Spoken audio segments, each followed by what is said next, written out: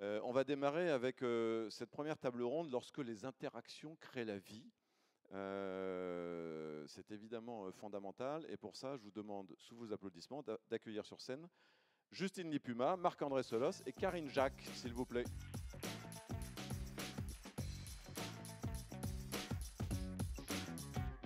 Merci d'être là. Merci Justine. Asseyez-vous, je vous en prie. Ou Marc-André, peut-être à côté de moi, parce qu'on va commencer avec toi, comme tu veux. Merci Karine, bonjour. Mais ravi voilà, d'être avec vous et d'entamer cette deuxième journée de Biomime Expo sur des principes assez fondamentaux. Alors je vous préviens tout de suite, nous sommes aussi des écosystèmes et donc vous allez voir qu'on va parler de la vie des sols, mais on va aussi parler de nous, et notamment avec Karine Jacques de Pierre Fabre. Tout est écosystème peut-être, Marc-André, tout est interconnexion. Merci beaucoup d'être avec nous.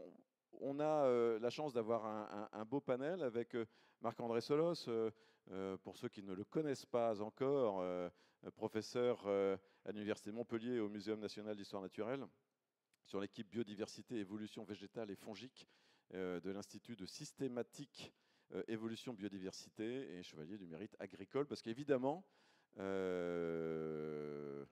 y a beaucoup de choses au-dessus du sol qui dépendent de ce qui se passe dans le sol, et, donc, et notamment la vitalité et la production agricole. Mais comme hier, on a vu avec Francis Martin également la vitalité et la production des forêts. Enfin voilà, tout ce qui se passe dans le sol est évidemment fondamental.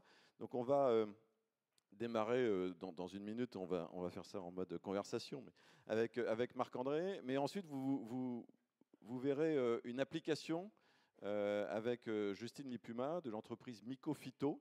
Et vous verrez que Mycophyto développe des solutions pour justement essayer de réactiver, de réimpulser cette vie microbienne des sols avec ces fameux champignons mycorhiziens. Donc vous verrez une entreprise, jeune entreprise, qui fait partie de ce que moi j'aime bien appeler la biomime deep tech.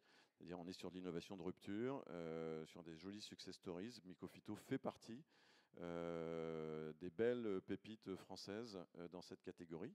Et dans une autre catégorie, Pierre Fabre, autre dimension, avec Karine Jacques, on parlera de nous, on parlera de notre peau. Mais peut-être en propos introductif, Marc-André, tu pourrais peut-être un peu nous rappeler, puis on va discuter. Alors, Justine et Karine, vous avez quelques diapos, mais on va sur ce chapitre introductif discuter un peu avec Marc-André, si tu veux bien nous rappeler quelques fondamentaux sur finalement ce qui conditionne ou ce qui crée une activité microbienne, j'allais dire de bonne qualité dans un sol, et pourquoi c'est si fondamental, et pourquoi peut-être parfois on l'oublie, pourquoi toutes ces petites choses invisibles sont si essentielles aux visibles, en propos introductif, si tu veux bien. Alors, quand on parle de biomimétisme, en fait, on parle souvent de mimétisme et pas assez de bio. Je veux dire par là que, quelque part, il faut revenir aux fondamentaux. Et l'évolution des organismes, elle est faite de deux choses. Elle est faite de ce que les organismes inventent eux-mêmes. Après tout, le coronavirus, en ce moment, il est en train de s'adapter à nos vaccins, par sa propre évolution, d'acquérir des propriétés. Puis, il y a une deuxième façon d'évoluer, c'est de s'attribuer les propriétés des autres. C'est tout ce qui est transfert de gènes, où on récupère des gènes dans le milieu, et ça, les bactéries le font beaucoup, mais les plantes et les animaux, à un régime moindre, le font aussi. Voire carrément entretenir, adopter un partenaire et finalement hériter de propriétés que dans son évolution, il a mis des millions, si ce n'est parfois même des milliards d'années à mettre au point. Respirez un instant. La respiration, c'est une bactérie qui fait ça dans nos cellules. Nos mitochondries sont des bactéries qui respirent pour nous. C'est-à-dire que nous fournissons du sucre, de l'oxygène, et en échange, on reçoit de l'énergie. Et ça veut dire qu'à un moment, on a hérité de toute une évolution. C'est plus qu'un geste de mutation. L'acquisition d'un partenaire, c'est récupérer toute une histoire évolutive et toute une histoire d'essais-erreurs qui aboutit à l'optimisation, par exemple, du métabolisme respiratoire. Les plantes ont appris à faire la photosynthèse comme on attrape le choléra en attrapant une bactérie. Bon, sauf que c'était une bonne nouvelle. Le choléra, c'est une moins bonne nouvelle. Bon, ce que je veux dire par là, c'est que de tout temps, l'évolution a été aussi faite de l'adoption de partenaires. La deuxième idée importante que je voudrais dégager, c'est que nous vivons dans un monde que nous ne pouvons pas voir.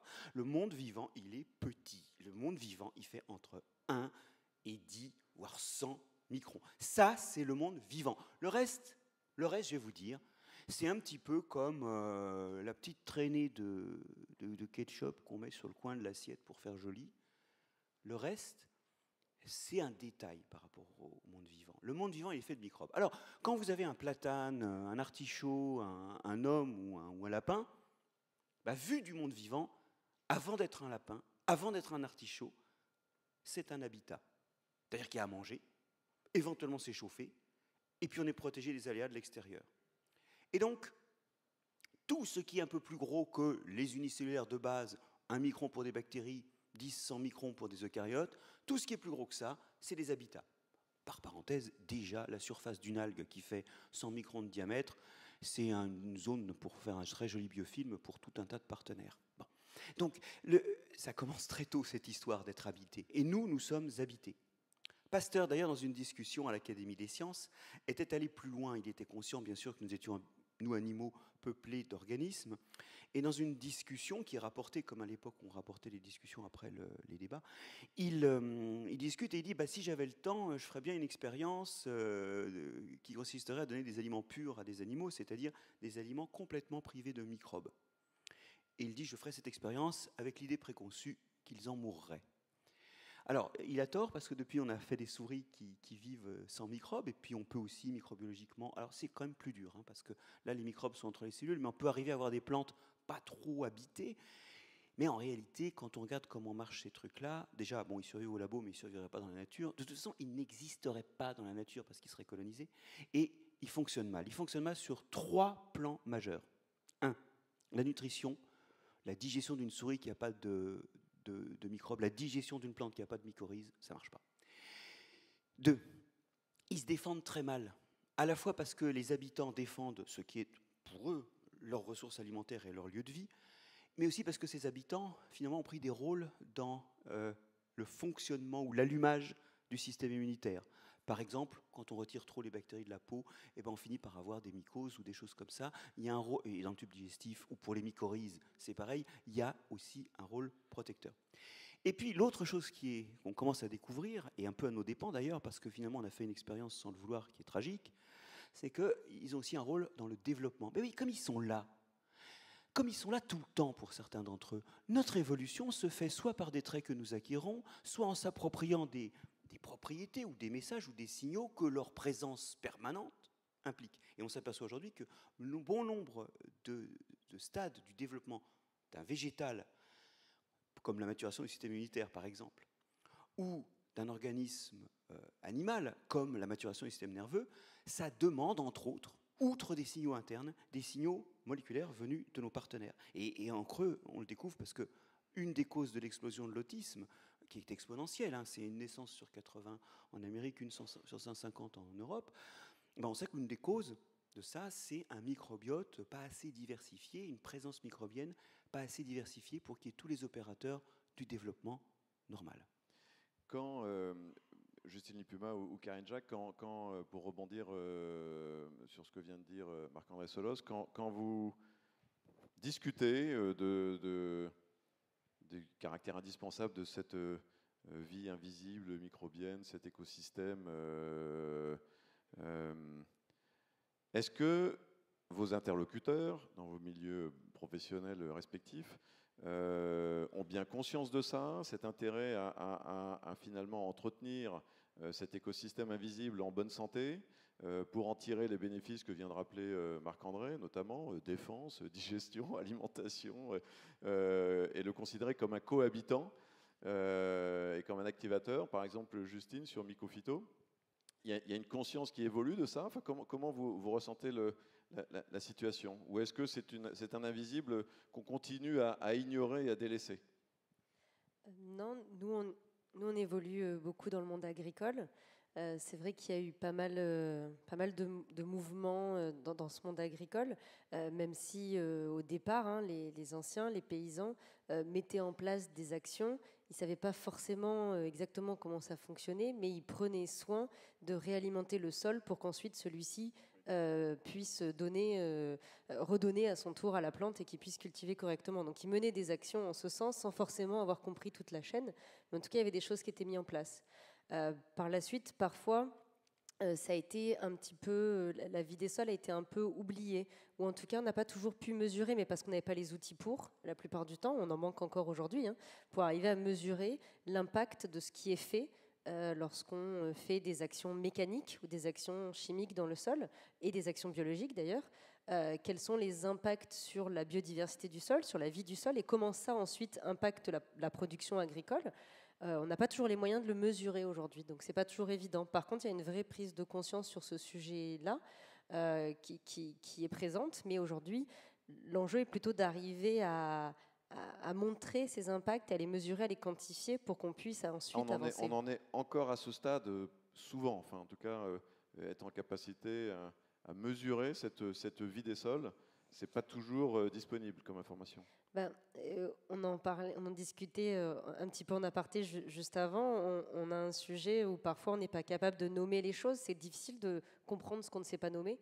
Et donc il y a parfois encore des lacunes dans certaines branches de cette biodiversité microbienne qui est quand même très très importante. Et certains sont plus connus que d'autres. Alors ceux qu'on connaît, qu'on arrive à nommer, qu'on a un peu mieux compris, on arrive plus facilement à les intégrer dans les réflexions des itinéraires de culture agricole. Pour ceux qu'on ne connaît pas ou peu, dont on ne sait même pas le nom, ça devient plus compliqué. Donc il y a cet enjeu-là malgré tout encore aujourd'hui, quoi. Peut-être, Karine Jacques, du côté de vos recherches chez Pierre Fabre et produits, est-ce qu'on a conscience nous-mêmes, en tant qu'individus, que nous sommes un écosystème, et notamment, vous en parlerez tout à l'heure, mais que notre surface cutanée, que notre peau est un écosystème, qu'il faut l'entretenir comme le sous-sol d'une forêt? Oui. Je pense qu'en dermocosmétique, c'est assez nouveau. C'est quelque chose que les gens commencent à prendre conscience. Nous, on a développé une approche vraiment spécifique autour du coup de cet écosystème cutané, avec la prise en compte et la compréhension de tout ce qui est mécanisme, comment ces différents constituants en fait interagissent entre eux pour des actions bénéfiques ou des fois néfastes. Mais vraiment, c'est quelque chose de nouveau qui commence à être pris en compte et qui, pour l'instant, ne l'était pas comme il pouvait l'être dans d'autres domaines. Okay. Je reviens vers toi, Marc-André, si tu veux bien, parce que, et après tu réagiras aux présentations de Mycophyto et de Pierre Fabre, mais tu aimes bien rappeler aussi que cette bonne santé du sol, elle n'est pas uniquement utile sur ce qu'il y a immédiatement au-dessus, mais il y a aussi des bénéfices macro, des bénéfices écosystémiques. Le sol, c'est un allié du climat, par exemple. Ce sont des choses que tu aimes bien rappeler. Oui, alors, bon, c'est quelque chose, effectivement. Moi, je suis plutôt un spécialiste des champignons du sol. Et les champignons m'ont attiré dans le sol parce que j'étais parti de leur partie reproductrice. Je ramassais des cèpes, j'essayais d'identifier les champignons quand j'étais petit. Puis, bon, en essayant de comprendre comment ça marchait, je me suis aperçu que c'était des microbes qui vivaient dans le sol lors de mes études. Et puis, je suis devenu, du coup, j'ai été précipité et dans le microbien et dans le sol. Et quand je ressors du sol, je m'aperçois une chose, c'est que le sol, c'est rien moins que l'origine du monde qui nous entoure.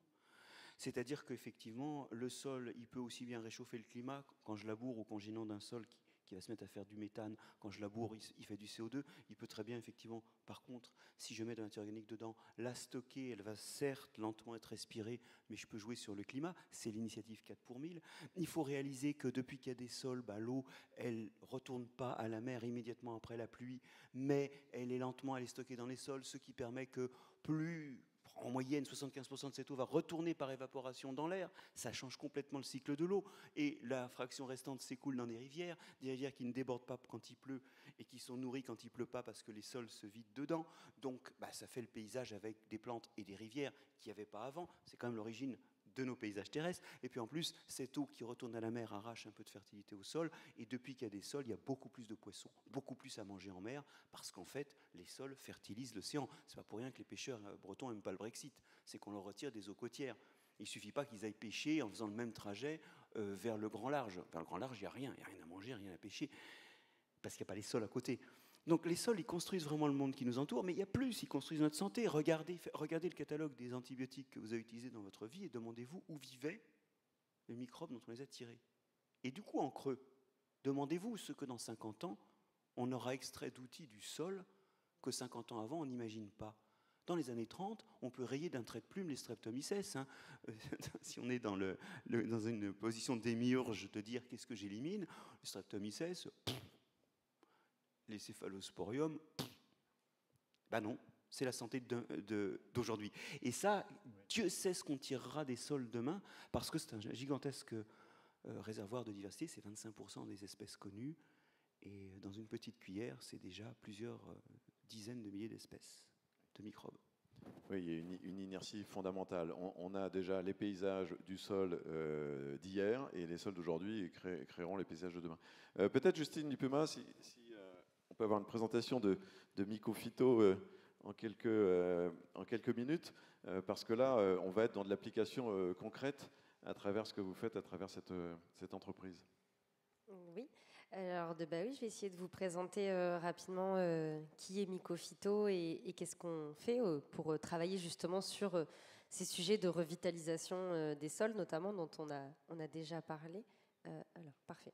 Je ne vais pas passer très longtemps sur cette partie-là, mais juste pour que vous compreniez pourquoi on a créé Mycophyto, c'était pour essayer de répondre à un enjeu qui est aujourd'hui assez compliqué et multifactoriel, on en a parlé, hein, c'est d'arriver à produire mieux et plus avec moins. Donc ça commence à être compliqué de résoudre ce triptyque-là.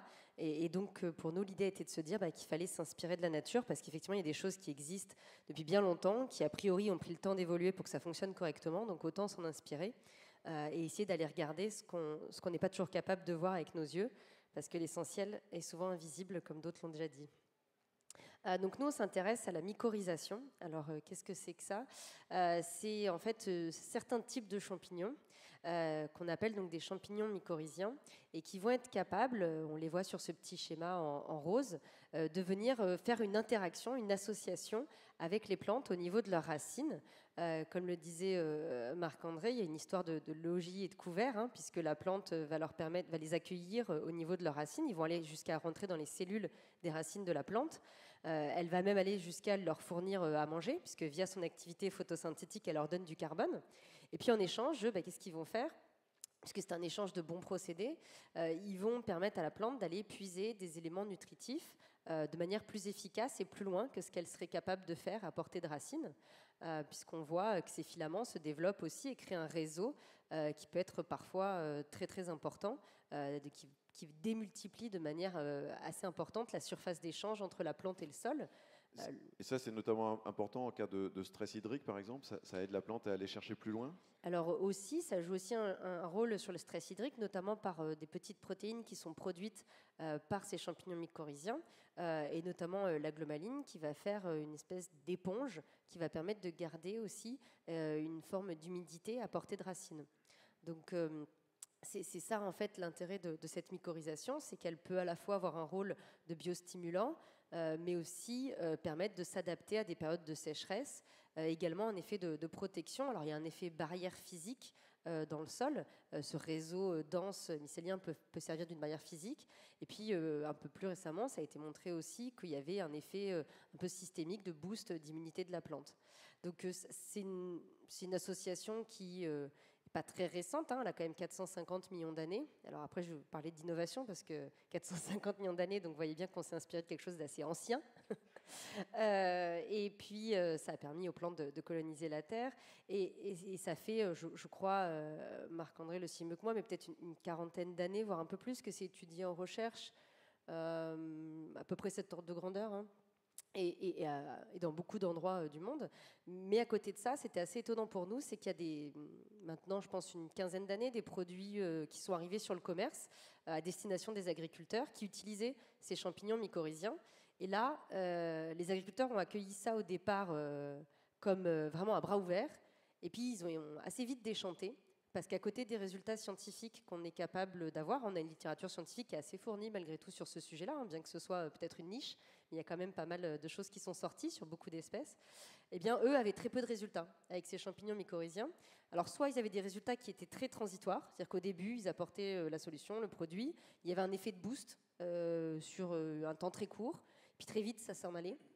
Ou alors, c'était très aléatoire, des fois ça marchait pas.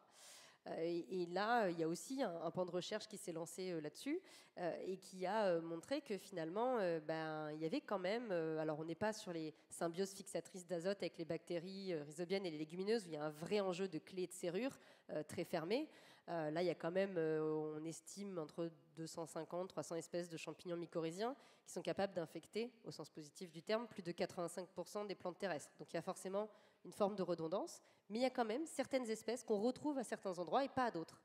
Et c'est ça l'innovation de Mycophyto, ça a été de se dire, mais en fait, on ne peut pas développer des produits avec une espèce générique. Oui, il n'y a pas une sorte de champignon mycorhizien couteau suisse qui fonctionne dans tous les milieux, etc. Qui serait, En tout cas, déjà, nous, dans les analyses qu'on a pu faire dans les sols, on ne retrouve jamais qu'une seule espèce, en fait. Il y a toujours un cocktail d'espèces parce qu'ils ne vont pas être infecter la plante de la même façon au même moment de son stade de développement. Il y a même maintenant des sujets qui sortent sur l'idée de se dire, finalement, peut-être que certaines espèces ont plutôt une action de biostimulation, d'autres auraient plutôt une action de bioprotection.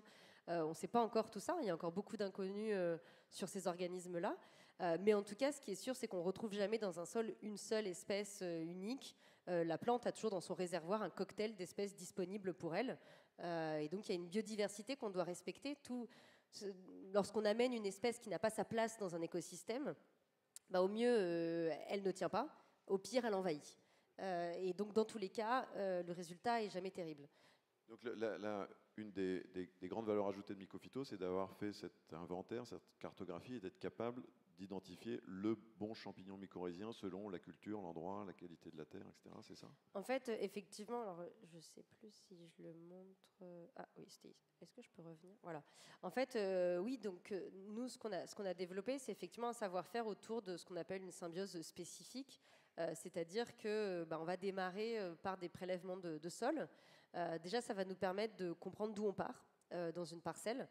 Est-ce qu'il y a une hétérogénéité dans cette parcelle? Alors souvent, on va voir le producteur qui nous dit, bah oui, dans ce coin-là, j'ai jamais assez de fruits. C'est comme ça depuis longtemps. Je sais pas pourquoi. Ce coin-là, ça produit pas assez. Bon, en fait, souvent, on le retrouve avec une chimie du sol qui est différente, mais aussi une vie des sols qui est différente. Et donc, nous, on essaie déjà de comprendre d'où on part, quel est le potentiel mycorhizien d'une parcelle, qu'est-ce qu'on retrouve en termes de biodiversité. C'est très rare de ne rien trouver parce que ces champignons sont quand même coriaces, même avec des itinéraires de culture très drastiques, très contraignants. Ils arrivent à survivre, mais ils vont être peu nombreux. Parfois, la biodiversité est altérée, mais rarement, finalement, même avec des itinéraires très difficiles, c'est pas tant la biodiversité qui est altérée, c'est le nombre d'individus par espèce, en fait. C'est pareil chez nous, quand un rosier se développe pas, c'est pas que parce qu'il est mal exposé, c'est aussi la qualité du sol. C'est un ensemble. En fait, c'est un ensemble, et c'est ça qu'on dit, c'est que pour nous, un contexte, c'est un climat, c'est une plante et c'est un sol. Et quand je parle du sol, c'est sa chimie, sa physique et sa microbiologie. Donc tout ça doit être pris en compte pour arriver à trouver une solution qui soit la plus adaptée à ce contexte-là.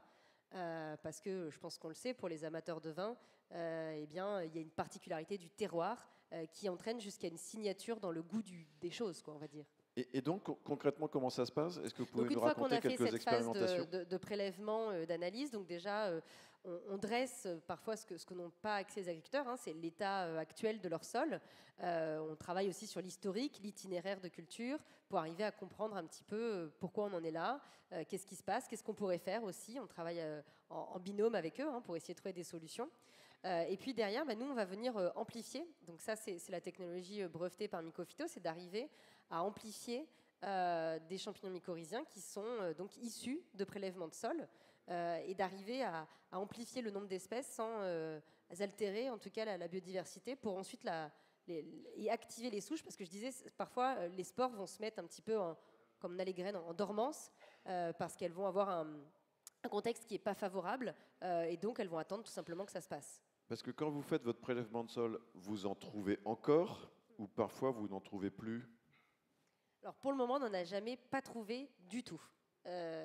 Par contre, on retrouve parfois, alors ça varie, on a eu des cas où on avait 25 espèces différentes potentiellement, et dans d'autres cas, on était à 5. Et puis il y a des fois où on en trouve... Donc quand Gilles Boeuf, hier matin, nous disait qu'il préférait parler d'effondrement, il préférerait parler de rien du tout, mais d'effondrement plutôt que d'extinction, on a aussi un effondrement en nombre d'individus, entre guillemets, du nombre de champignons mycorhiziens dans le sol. Oui, Marc Ça, Ambray. c'est vraiment une caractéristique de la période qu'on vit. Et d'ailleurs, Bruno David a écrit un livre qui s'appelle « À l'aube de la 6e extinction ». Ce n'est que le début. Il y a déjà des espèces éteintes, et c'est déjà inquiétant en soi-même. Le taux d'extinction il est déjà 500 à 10 000 fois supérieur à ce qu'il était avant que l'homme n'apparaisse. Mais le phénomène majeur, c'est un écroulement des populations. C'est déjà une perte de diversité, parce que c'est une perte de diversité génétique. Mais les populations sont encore là. Et j'aimerais vraiment insister aussi, donc voilà, c'est pour ça qu'il y a un encore espoir. temps de réagir. Mais j'aimerais réagir aussi sur l'idée qu'on n'inocule pas des champignons comme on s'achète une tartelette à la fraise. Déjà, le sol, il est occupé, et les résultats scientifiques, c'était souvent pas de champignons ou champignons. Là, c'était contrasté. Quand le sol est occupé, l'effet sera sans doute moins fort, et puis surtout, l'installation va être difficile. L'autre chose qui fait qu'on ne doit pas penser à inoculer une ou deux souches en mélange, c'est l'adaptation aux caractéristiques locales, premièrement, et deuxièmement, l'adaptation à la plante. On sait très bien que quand on force les couples plantes-champignons, il y a des fois où ça merde. Il y a même des dépressions de croissance. Dans le tiers des cas, en général, un champignon n'est pas bénéfique, pris au hasard, n'est pas bénéfique à la plante. Et on revient à la notion de biodiversité. Tout marche par un choix de la plante. Elle fait son marché. D'où l'intérêt d'amplifier l'existant pour le booster, et ensuite la plante fera le tri. Ce qu'il faut, c'est lui redonner la capacité de trier. Redonner le choix. Dans des choses qui sont adaptées au sol. Oui, c'est vraiment ça qui est crucial aujourd'hui, parce qu'en plus, elle va faire son choix de façon différente par rapport au stade dans lequel elle se retrouve. Donc, il faut vraiment qu'elle puisse avoir cette liberté de choix.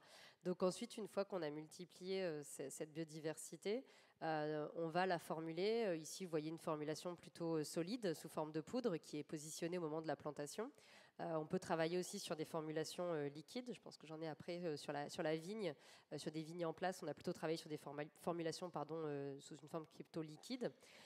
Et enfin, nous, ce qu'on fait, c'est qu'on va venir quantifier les impacts de la mise en place de cette symbiose, en tout cas de l'apport de cette biodiversité dans le sol qu'on a régénéré, de voir qu'est-ce que ça a impacté en termes d'agronomie, mais on regarde à la fois l'impact sur la plante, mais aussi sur le sol. Donc, c'est-à-dire qu'on a mesuré au départ, puisqu'on a fait cette audit en première partie, on a pu voir d'où on partait, et puis on suit au fur et à mesure comment on avance, et comment aussi cette solution peut durer dans le temps. Notre enjeu à nous, c'est de redonner de l'autonomie au système. On est sur des systèmes agricoles, donc certes, ce n'est pas des milieux naturels, ils sont là pour arriver à avoir une activité agricole et où on essaye voilà, on ne peut pas les considérer comme un milieu naturel, on doit les travailler différemment. Malgré tout, on a un enjeu d'arriver à remettre cette vie dans les sols et de voir comment, derrière, on redonne un petit peu de l'autonomie à ce système, parce que finalement, tout est là, mais pas disponible. Donc on essaye de redonner cette disponibilité-là et travailler sur quelque chose de résilient dans le temps. Donc ça crée des résultats, Mycophyto se développe, il y a de plus en plus d'expérimentations, c'est ça ? Je peux vous montrer deux exemples concrets. Donc on travaille, j'en ai parlé un petit peu, sur la vigne. Donc vous voyez ces deux étapes. Tout d'abord cette phase d'audit, dont je vous ai déjà parlé. Ensuite, on a une phase de mise en place de la solution. Donc là, en vigne, on a plusieurs contextes. On travaille à la fois sur des vignes en place, on travaille aussi sur des nouvelles cultures, mais aussi sur la complantation. On est assez sollicité sur ce sujet-là en ce moment, puisque vous savez que tous les ans en vigne, il y a des pertes de plants pour des raisons diverses et variées, et on ne peut pas laisser un trou.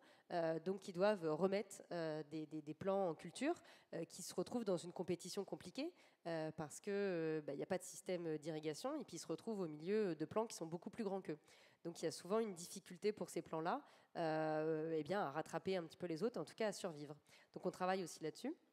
Et donc là, on produit donc des solutions. Ici, sur la phase d'inoculation, vous voyez un pal injecteur qui est utilisé pour arriver à injecter au plus près des racines un cocktail d'espèces qui va être représentant de la signature en fait, d'un terroir de vigne. Bien évidemment, on met toujours en place des témoins et des mycorhizés, sauf que, comme le disait Marc-André, nous, nos témoins, on n'a pas stérilisé les sols. Donc nos témoins sont simplement sans l'apport supplémentaire que nous, on a apporté. Donc c'est d'ailleurs, on ne peut pas vraiment dire un témoin pas mycorhizé, un témoin mycorhizé, c'est un témoin qui a déjà un niveau de base de mycorhisation, et nous, on essaye de traiter ça. Et puis sur les paramètres qu'on suit, j'en parlais, effectivement, on regarde à la fois les sujets d'état hydrique, c'est un sujet en ce moment, on a vu notamment cet été, les difficultés qu'il y a eu sur ces épisodes de sécheresse qui durent dans le temps. Hein. Moi, j'arrive de Nice, on n'a toujours pas vu l'automne arriver chez nous. Donc le problème, c'est dans quelle mesure ça s'étend dans le temps, en fait. Et donc là, on travaille notamment en Provence, chez Château Sainte-Roseline. On a pu montrer cet été qu'on avait une réserve en eau disponible qui était plus importante dans les plants qu'on avait traités par rapport à ceux qui n'étaient pas traités, et ça de manière statistiquement différente. Donc c'était assez intéressant.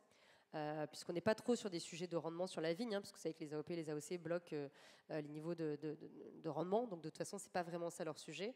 On travaille aussi avec des pépiniéristes, comme Lilian Bérillon, qui est d'ailleurs dans une dynamique qui est intéressante, il travaille sur de la population massale, et donc on travaille avec lui pour arriver à réduire les pertes au moment de la plantation, parce que quand on sort une plante de pépinière et qu'on la jette en pleine terre, c'est un peu le choc. C'est d'un coup assez violent pour elle. Si en plus on a une plante en pépinière qui a très très peu de racines, c'est le cas dans pas mal d'itinéraires où on part presque, c'est des bâtons, c'est très compliqué d'arriver à s'installer après dans le sol. Oui. Voilà, peut-être un dernier mot, puis ensuite on va parler de notre surface. Et voilà, donc nous on regarde la partie sol, et donc sur la vigne il y a pas mal de choses, et puis sur la partie des PPAM, donc des plantes qui sont destinées plutôt à la parfumerie, plantes aromatiques et médicinales. Nous on est basé effectivement dans le sud-est, et une partie de nos équipes sont sur Grasse, donc la capitale mondiale du parfum, donc on était un peu tenté de travailler sur ces plantes-là assez vite. Et donc nous on a une production de roses à parfum, donc on appelle aussi la rose de mai. D'ailleurs, si vous passez sur notre stand, on en a fait du confit de nos pétales de rose, donc vous pourrez déguster si vous le souhaitez. On peut déguster des roses et des algues à Biomimix. Oui. Et donc sur ces roses, on a été capable de travailler déjà sur, comme je parlais tout à l'heure, de quelque chose de résilient dans la durée, puisque ces plantes à parfum ne sont pas arrachées de manière annuelle, elles restent en place 10, 15 ans à peu près. Et donc nous, l'enjeu, c'est d'avoir quelque chose qui dure et de ne pas avoir à remettre à nouveau un produit tous les ans. Et donc là, on a une parcelle test sur laquelle on a inoculé il y a 4 ans maintenant. Donc on est à la 4e année, on n'avait pas récolté la première année, donc on a eu 3 années de récolte, et à chaque année de récolte, on a des augmentations sur le rendement, c'est-à-dire sur le nombre de fleurs par pied, et qui se répètent sans qu'on rajoute de nouveau quelque chose. Donc c'est ça qui était aussi intéressant, c'était de montrer qu'on était capable de donner à un agriculteur le moyen de faire un investissement au départ, mais qui ensuite se rentabilise dans la durée, avec quelque chose qu'il n'a pas à remettre. Parfois, on a des apports qui sont même 10 fois par itinéraire de culture. Sur des cultures pérennes, c'est toujours compliqué. Et puis, on travaille maintenant avec l'Institut de chimie de Nice pour travailler aussi sur la qualité, sur l'absolute de rose, puisque ces fleurs sont distillées.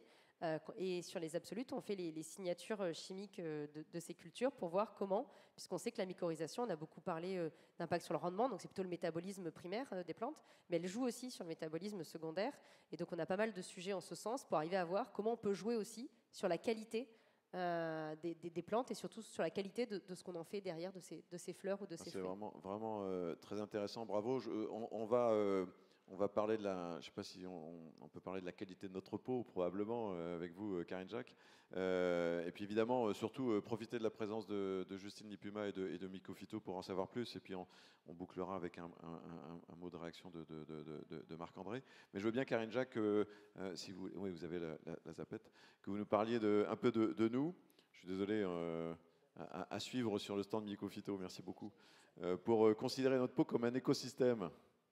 Là aussi. Oui, mais moi je reste dans le même sujet sur l'écosystème, comme on vient de dire, et les interactions. Pour vous présenter ce qu'on fait, parce que c'est un peu à part par rapport... Est-ce que vous connaissez Mycophyto et Pierre Fabre ? Alors, hier, on a rencontré Mycophyto. On ne s'est pas vu directement, mais oui, on a parlé ensemble et c'était très instructif et très intéressant. Je pense qu'il y a beaucoup de pistes. Donc, une rencontre Biomimexpo à suivre l'année prochaine. Alors, je dirais que de manière générale, de toute façon, ces 2 jours sont très inspirants, même si ce n'est pas nous, vraiment notre cœur de métier. On arrive toujours à capter des informations qui sont très importantes et des sujets qui sont les mêmes, on va dire, qu'on soit sur les plantes ou sur l'homme ou la peau. Donc du coup, pour commencer, je vais vous proposer un petit jeu. Qu'est-ce que vous voyez à l'écran ? C'est difficile, hein, on ne sait pas trop en fait. Ils n'ont pas de micro. Ils n'ont pas de micro, mais vous en avez. Alors, moi je dirais que c'est une porte avec un trou de serrure et quelque chose dedans, on ne sait pas trop, hein, un H, une échelle, voilà. Si on ouvre la porte, qu'est-ce qu'on voit finalement? C'était un cube avec un A majuscule dessiné dessus. Pas du tout en fait ce qu'on pouvait présager au départ quand on regardait à travers le trou de cette serrure. Alors pourquoi ce petit jeu? Pour vous expliquer notre nouvelle approche et essayer d'ouvrir la porte, on va dire, sur ces écosystèmes cutanés. Parce qu'en fait, la peau, c'est la peau, mais elle est très complexe et elle n'est pas seule. Ce qu'on a pu croire pendant longtemps. On retrouve à sa surface des millions de bactéries, des champignons, des virus et même des acariens. On a pu les observer en microscopie électronique. On retrouve également des lipides, des minéraux qui vont nourrir notre microbiote et qui vont protéger notre peau. On appelle ça le film hydrolipidique. Donc en fait, la peau, c'est un écosystème cutané. C'est la peau, c'est le microbiote, c'est le film hydrolipidique. Et tous ces constituants, ils vont communiquer entre eux. Et pour communiquer, ils ont des milliers de réactions chimiques via des petites molécules qu'on appelle des métabolites, qui sont produits par ces différents constituants et qui leur permettent de communiquer. Parce que la peau, elle est en contact direct avec le monde extérieur, elle est soumise à différents facteurs. Alors, on est soumis au rayonnement solaire, au changement climatique, au vent, à la pollution. On appelle ça les facteurs exogènes qui vont jouer sur l'équilibre de notre peau et sa bonne santé. Et après, le stress peut venir de l'intérieur également, par nos facteurs génétiques, nos hormones ou même notre stress psychologique qui va jouer sur cette peau. Et les différents constituants de cet écosystème vont interagir pour maintenir le bon équilibre de notre peau. Alors pour le moment, c'est assez difficile à étudier parce qu'il faut étudier tous les différents constituants, prendre en compte ces milliers de réactions, tous les facteurs qui viennent sur notre peau. Donc en fait, on regarde un peu pour le moment à travers le trou de la serrure. Et ce qu'on propose aujourd'hui, c'est une nouvelle approche, c'est l'Interactome Expertise, qui permettrait en fait de mieux comprendre tous ces mécanismes qui ont lieu au sein de notre écosystème cutané, mieux les comprendre pour pouvoir développer des produits qui seront plus adaptés et pas uniquement avec des idées préconçues en arrivant, comme vous disiez tout à l'heure, avec telle souche de champignons qui est peut-être pas la plus adaptée. Donc là, vraiment bien étudier le problème pour arriver à une solution. Oui, parce qu'on n'a pas tous... le même microbiote cutané. Personne n'a le même microbiote cutané. Et en fonction de notre développement, au cours de la vie, notre microbiote, il change. Et également, en fonction de notre mode de vie, il va changer. Et de l'état de notre peau également. Et donc l'idée d'Interactome, c'est quoi? Voilà. Alors l'idée d'Interactome, c'est qu'avant, sur les approches classiques, on était sur des modes linéaires. On avait un facteur qu'on étudiait sur un constituant. La plupart du temps, la peau. Donc on écartait le microbiote, on écartait le film hydrolipidique. L'idée maintenant, c'est de prendre en compte tous les constituants et tous les facteurs et regarder de manière globale toutes ces interactions, de bien les comprendre, voir comment ces différents constituants vont agir pour trouver des solutions adaptées. Donc en fait, comme je le disais tout à l'heure, la peau, on a une peau saine qui va être soumise à différents facteurs et on peut aller jusqu'à des peaux qu'on dit pathologiques, donc avec de l'eczéma, par exemple, de l'acné, du psoriasis. Et cette transition, en fait, entre une peau saine et une peau pathologique, elle est en lien avec une modification de notre écosystème cutané. On va avoir un déséquilibre qui se crée, et ce déséquilibre peut aller jusqu'à une dysbiose, et c'est là que la pathologie s'installe. Donc nous, notre idée, c'est vraiment d'étudier la peau saine avec les différents facteurs qui jouent dessus pour voir ce qui se passe, mais également jusqu'aux peaux pathologiques pour bien comprendre tous les mécanismes qui se mettent en place pour arriver jusqu'à cette pathologie. Pourquoi, pardon, ça me traverse l'esprit. Pourquoi est-ce qu'on peut avoir des déséquilibres, je sais pas, à la surface de la main et pas sur la jambe? C'est parce que on a en plus différents écosystèmes. Alors, on a chacun un microbiote différent et chaque partie de notre corps a un microbiote différent en fonction de ce que vous appliquez sur votre peau, en fonction de leur environnement. Sous nos aisselles, on va avoir un environnement qui est beaucoup plus humide que sur nos joues et on ne va pas avoir les mêmes... alors, on a les mêmes espèces, mais pas dans les mêmes proportions. C'est toujours une histoire de proportion, comme vous disiez tout à l'heure. Ça faisait écho à ce que j'allais présenter. Et donc l'idée, c'est d'entretenir cet équilibre, de le surveiller. Je vais vous montrer un exemple là. Du coup, déjà, comment on l'étudie? Nous, on utilise des méthodes qui sont dites ohmiques. Alors, ohmique, ça vient du grec, ça veut dire ensemble. C'est étudier tous les constituants de manière collective. Donc, en fait, pour vous expliquer, avant, on faisait une analyse, on regardait un gène, par exemple. Quand on va parler de génomique ou de métagénomique, on regarde des milliards de paires de bases dans une seule analyse. Pareil pour la protéomique, on passe d'une protéine à des milliers de peptides, et en métabolomique ou lipidomique, d'un métabolite ou un lipide, on va passer à des centaines. Donc on regarde tout de manière globale. Alors du coup, ça fait beaucoup de données, un très grand jeu de données. C'est pour ça qu'avant, on ne le faisait pas aussi, on n'avait pas forcément les outils statistiques ou bioinformatiques pour pouvoir analyser toutes ces données, parce que nous, en tant que chercheurs, ce n'est pas possible. Il faut des outils statistiques et bioinformatiques, sinon on peut passer des années sur une analyse, on va dire. C'est un autre domaine. Oui, voilà. Et donc, du coup, on va utiliser cette stratégie. Pour vous donner un exemple et répondre à la question, cet été, il a été très ensoleillé. Si on prend l'exemple de personnes qui ont pu aller, par exemple, à la plage, on s'est tous exposés au soleil. Alors vous me direz, les effets du soleil sur la peau, on les connaît très bien, il y a des effets bénéfiques, on va synthétiser la vitamine D, ça fait du bien au moral, on synthétise des endorphines. Il y a des effets néfastes quand on se surexpose, on peut avoir des érythèmes cutanés qu'on appelle aussi coups de soleil. Si vraiment on a une exposition chronique et trop importante ou sans photoprotecteur, on peut avoir un effet du soleil sur l'apparition de cancer cutané ou le vieillissement cutané avec l'apparition de rides. Mais tout ça, c'est ciblé sur la peau, sur un constituant. Qu'est-ce qu'il en est de notre écosystème? Est-ce qu'on a un effet sur le microbiote, sur le film hydrolipidique? Pour le moment, il n'y a quasiment pas de publication qui parle en fait de cet écosystème cutané. On ne parle que de la peau. Donc nous, notre idée, ça a été de prendre... C'est comme l'océan, hein, on ne connaît pas grand-chose finalement. Oui.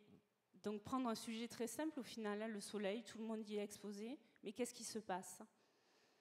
On a regardé par différentes approches, donc on a regardé les bactéries, les champignons métagénomiques, on a fait de la métabolomique, du coup, pour regarder ces petites molécules sécrétées par la peau et par les bactéries ou le champignon qui leur servent à communiquer, en fait, c'est des petits SMS un peu, on va dire, entre les différents constituants. Et les lipides, parce que nous, on voulait s'intéresser aussi au film hydrolipidique et aux lipides qu'on retrouve dans les premières couches cutanées, donc qu'on appelle aussi stratum corneum, et qui nous protège quand même de l'environnement extérieur. Si on n'a pas cette première couche, on meurt. Et on a corrélé toutes ces données. Et ce qu'on a vu, c'est que le soleil, il joue sur notre peau, il joue sur le microbiote. Il va modifier, alors pas les populations, il va modifier la quantité de chaque espèce. Il y a des espèces qui vont croître et d'autres qui vont décroître. Et ce qu'on a vu, c'est que ces espèces, elles vont produire des métabolites bactériens ou des métabolites issus de champignons, et dans des proportions différentes que quand la peau n'est pas exposée au soleil. Et ces petits métabolites, ils sont captés par les cellules cutanées, et ils vont jouer sur la peau. La peau va réagir à cette production de métabolites. Je vous prends un exemple ici, le propionate, toute petite molécule, hein, vraiment on ne peut pas faire plus petit, qui est produit par les bactéries, et qui va jouer sur notre pigmentation cutanée. Elle est en partie responsable des taches brunes qu'on peut avoir avec l'âge si on s'expose trop au soleil. Après, ça, c'est l'effet du microbiote sur la peau. Mais la peau, elle a un effet sur le microbiote. Elle va, elle aussi, avoir un métabolisme qui se modifie dû au stress, en fait, le stress solaire. Et elle va modifier sa production, par exemple, de tryptophane ou d'acides aminés qu'on dit branchés. Et ces métabolites, ils sont captés par les bactéries parce qu'elles les utilisent pour croître, en particulier les acides aminés branchés. Et du coup, elles vont modifier leur population bactérienne. Et ça va également jouer un rôle, à nouveau sur la peau, avec l'inflammation et, comme on disait tout à l'heure, l'immunité innée de la peau. Le microbiote est capable de moduler l'immunité innée de notre peau. Donc du coup, ayant compris tout ça, regardez, observez tout ça, on a pu développer un produit solaire adapté pour préserver non pas juste notre peau, mais notre écosystème cutané. D'accord. Okay. Préserver et protéger tout cet écosystème, les interactions qui ont lieu, pour avoir une protection, on va dire, globale. Ok. Donc voilà, je finis sur ça. On va dire que cette nouvelle approche, c'est ouvrir de nouvelles portes en recherche, Ouais, alors très sur la intéressant. peau ou même dans d'autres domaines. Ouais, ouvrir des portes et changer de regard aussi hein, Voilà. sur l'objet observé et étudié. Peut-être une réaction de Justine ou de Marc-André sur ce que vous avez vu. Non, mais c'est très intéressant. Alors, ce qui est aussi intéressant, mais moi je le fais aussi au labo, parce que nous on traite ce genre de grands jeux de données et puis on essaie de sortir des résultats, c'est que finalement on revient quand même à des histoires un peu linéaires quand on conclut, tous.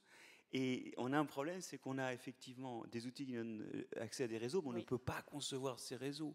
Pensez 100 espèces interagissant entre elles, ça fait 10 000 interactions. Donc en fait, très rapidement, et 100 espèces, c'est pas un microbiote très riche. Non. Donc très rapidement, on en revient à des histoires que nous pouvons comprendre, et nous, on est encore vraiment ancré dans la linéarité. Mais l'autre remarque que l'on peut faire, c'est qu'effectivement, le microbiote de la peau, c'est sans doute celui sur lequel on peut agir le plus facilement, puisqu'on peut le toucher.